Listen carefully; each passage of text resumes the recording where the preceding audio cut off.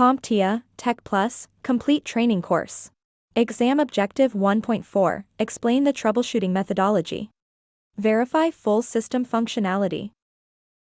After the implementation of a solution, it is time for Step 7 of CompTIA's troubleshooting process, which is to verify full system functionality.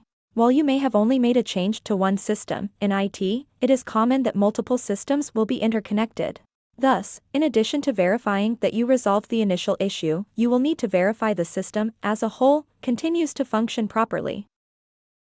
After solving the problem and verifying that everything is working properly again, there's one more step that separates a good technician from a great one, and that's prevention.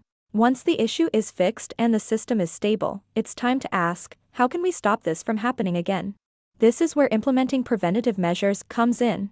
And while you won't always have control over every factor, there are often small steps you can take to reduce the chances of a repeat incident. For example, you might identify a training gap and offer some basic user education.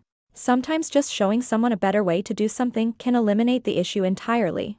Other times, the root of the problem might be the process itself.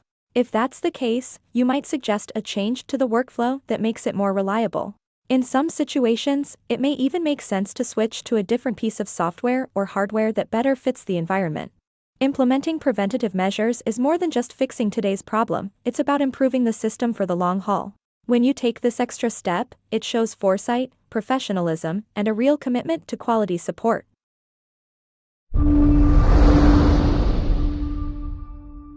Thank you for watching. Subscribe for more great content.